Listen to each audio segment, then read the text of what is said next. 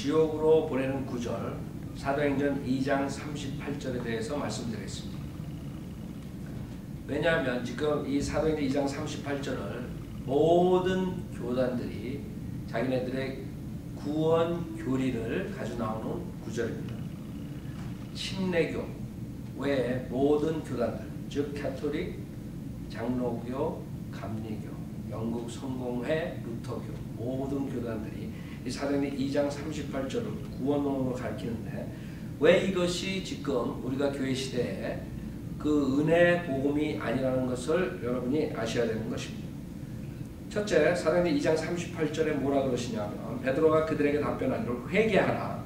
그리고 죄들을 사함 받은 것으로 인하여 너희 각자는 예수 그리스도의 이름으로 침례를 받으라. 그리하면 너희가 성령의 선물을 받으리라. 자, 지금 여기서 구원을 받은 방법은 회개하고 그 다음에 예수 그리스도의 이름으로 침례를 받아야지만 구원을 받는다, 이런 공식이 나오죠. 그러나 예수님께서 십자가에서 죽으신 이유는 여러분이 어떠한 종교 의식과 선행 없이 예수님만 믿음으로써 구원을 받게 해주시기 위해서 십자가에서 죽으신 거고, 그것이 은혜 복음이죠. 즉 예수님께서 우리 인류의 죄를 사해 주시기 위해서 십자가에서 피 흘려 죽으셨다가 장사된 지 3일 만에 성령대로 부활하셨다는 사실, 그것을 믿기만 하면 우리가 침례를 받든 안 받든 어떠한 선행을 하든 안 하든 어떠한 조건 없이 그 자리에서 거듭나는 것입니다. 그것이 순수한 복음인데, 지금 사도행전 2장 38절을 가리키면서 많은 목사들이 침례를 받아야 구원을 받는다, 이런 교리로서, 즉 행위구원을 가리킴으로써 많은 사람들이 구원을 못 받고 지옥에 가고 있죠. 자, 여기서 첫째, 이것은 이스라엘 사람들에게 말한 것을 알 수 있죠. 38절은 그들에게 답변한, 그들이 누구예요? 그들이 누구냐면 37절 바로 윗절에 보면, 그들이 이 말을 듣고 마음의 찔림을 받아 베드로와 다른 사도들에게 말하기를, 형제 여러분 우리가 어찌하여 하리까 라고 하니, 그들은 이스라엘 사람입니다. 그래서 이스라엘 사람들이 구원을 받지 못해도 베드로에게 형제 여러분 이렇게 얘기하는 거죠. 또 확실한 건 36절에, 그러므로 이스라엘의 온 집이 분명히 알 것은 너희가 십자가에 못 박은 이 예수를 하나님께서 주와 그리스도가 되게 하신 것이라. 즉 여기서 베드로가 그 이스라엘 백성들, 자기의 메시아를 죽인 백성들에게 민족적으로 회개를 요구하는 거예요. 그래서 38절 베드로가 그들에게 답변하는, 회개하라. 그리고 죄들을 사함 받은 것으로 인하여 너희 각자는 예수 그리스도의 이름으로 침례를 받으라. 그리하면 너희가 성령의 선물을 받으리라 라고 대답을 한 것입니다. 특히 여기서 형제 여러분 우리가 어찌하여야 하리까 라고 했지, 우리가 구원을 얻으려면 어떻게 해야 됩니까? 라고 물어보지 않았습니다. 그와 반대로 사도행전에 나오는 빌립보 간수가 구원받을 때 빌립보 간수는 바울에게 내가 어떻게 해야 구원을 받습니까? 구원을 어떻게 받는 것을 물어봤죠. 그 다음에 두 번째, 또 여기서 침례를 받는 것이 예수 그리스도의 이름으로 침례를 받는 것이 우리가 지금 교회 시대에 이방인들이 은혜 복음을 듣고 받는 것이 아닙니다. 은혜 복음을 듣고 믿은 다음에 구원받은 사람들이 침례를 신앙 고백에서 받는 것은 마태복음 28장 19절에 의한 것이죠. 즉 마태복음 28장 19절은 그러므로 너희는 가서 모든 민족들을 가르치고, 모든 이방인들에게, 민족들에게 복음을 가르치는 거죠. 그 다음에 아버지와 아들과 성령의 이름으로 침례를 주며, 즉 복음을 가르쳐서 믿은 다음에 그 다음에 아버지와 아들과 성령의 이름으로 침례를 주고 그랬어요. 즉 여기서 침례 받는 방법은 아버지와 아들과 성령의 이름으로 예수 그리스도를 믿고, 즉 복음을 믿고 구원받은 사람들에 한해서 우리가 신앙 고백으로 침례를 주는 것을 말하는 것입니다. 그것이 성경적인 지금 교회 시대에 구원을 받는 방법이고, 그 다음에 침례를 받는 방법입니다.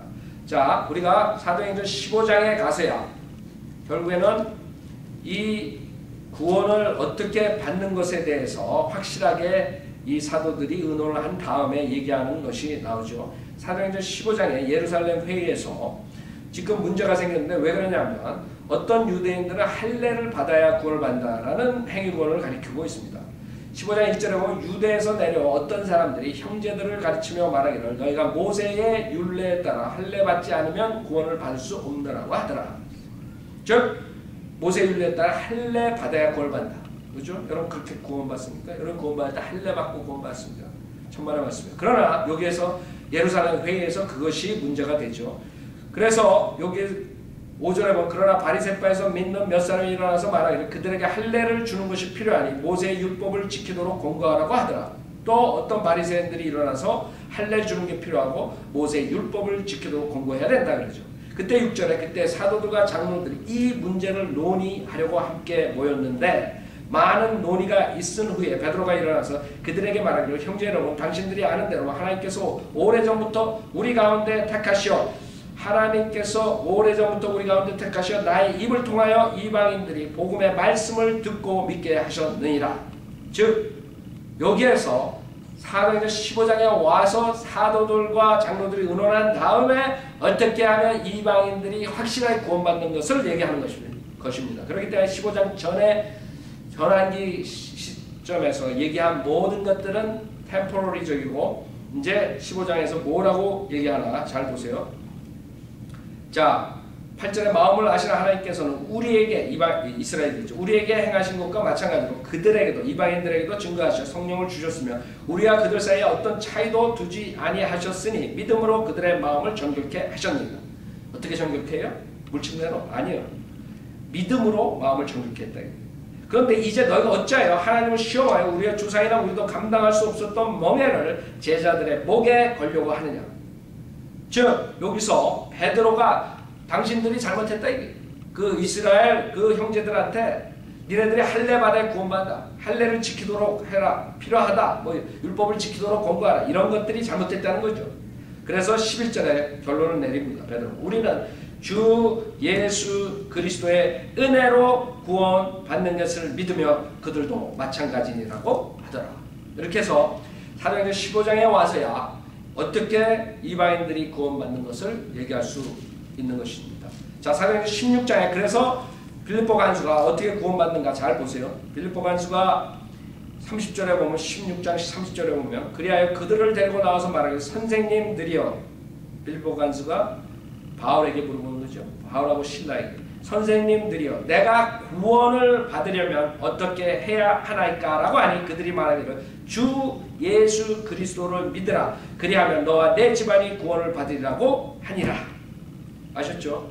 이렇게 해서 구원을 받는 거고 우리는 침례나 할례 같은 행위로 함으로써 구원을 받는 것이 아니라는 걸 여러분이 분명하게 아셔야 됩니다. 왜냐하면 여러분이 만약에 예수 그리스도를 믿음으로 100% 구원을 받지 못한다면 여러분은 구원받지 못한 사람들이고 결국에 침례를 의지하고 할례를 의지하고 다른 교회의 의식과 그 다음에 선행을 의지하면 여러분은 온전하게 구원받지 못하고 여러분이 죽으면 몸은 흙으로 돌아가지만 혼은 여러분의 몸을 따라서 저 무서운 지옥불에 가는 것이니 사도행전 2장 38절대로 침례를 받고 구원받으려고 하다가 무서운 지옥불에 떨어지지 않게 간절히 부탁드립니다. 감사합니다.